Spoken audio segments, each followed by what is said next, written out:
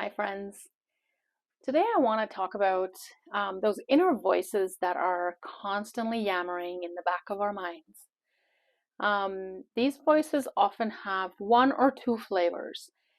They may seem like they say many different things, but we can easily categorize them literally into two things. One you can call a positive voice, or a voice that may be sort of a cheerleader, which says you can do this, look how well you did, fantastic job, what an accomplishment. And then there's sort of this negative voice, or the voice that I say gives us a beating when we don't want it. This is the voice that often will say things to me like, "You're too fat, your clothes don't fit you." And then on the other hand, the same voice will say, "Oh, you should eat that extra cookie because you deserve it. You worked really hard today, and that cookie feels like it's really small. It's not going to really do much."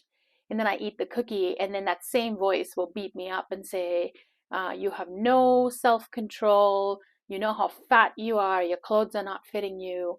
And it'll start to beat me up. So it'll give me that beating, and I'll believe it, right? That's what I call getting a beating, when you're sort of believing these lies that this sort of negative voice is sort of telling us. Now, what if we could categorize? So if we made two lists about what does the cheerleader say to me, and how often do I listen? Is it that it's just not there, or is it that it's a quieter voice, or maybe they're the same decibel, they sound about the same, they have the same loudness. However, I'm choosing to tune into one and tune out the other one. If I can do that, then why am I choosing to get a beating? Why am I always prescribing to that voice that's beating me up, that's saying negative things, that's saying really hurtful things? Um, why am I listening to the voice that says that you're fat? Why don't I listen to the voice that says, "Wow, you look really good in those clothes today," or "Look at you, like you went for a walk even though you were really tired, even though you wanted that cookie, you chose to eat it tomorrow rather than right away." Why don't I listen to that voice? And so I'm wondering if we can do certain things. What if we become so aware that we start to do these three R's? We recognize that that voice is offering us a beating. It's sort of beating us up on both ends. "You're fat, eat the cookie. Why did you eat the cookie?" Recognizing the beating, recognizing that I'm being set up here, being set up to fail no matter what. And I'm trusting that. So recognize that I'm tuning into this voice that's really beating me up and not helping me.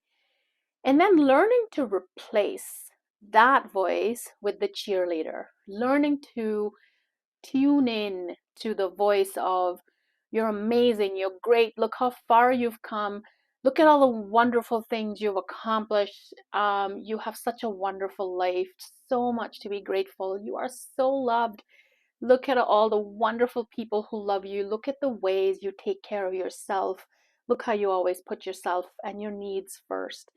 How about we tune in, so we replace, we recognize, we replace, and then we repeat this practice so it never becomes a habit. A habit is where we go back into being unconscious, asleep. We feel like we've achieved it, and now it's just automatically autopilot going to happen. As we all know, nothing in life happens autopilot, or nothing good in life happens autopilot. We always have to, be awake for life. We have to be aware of what life is bringing us. So why don't we wake up, recognize the beating, say no, tune it out, tune in to the cheerleader who loves us and cares for us and saying wonderful things, replace that negative voice with the cheerleader's voice, and then repeat. Make it a practice. Every time we hear the beating, we say no, and we replace, and we repeat. So make this your new practice, is to recognize the beating, to replace it with this cheerleader who's constantly inside us, encouraging us.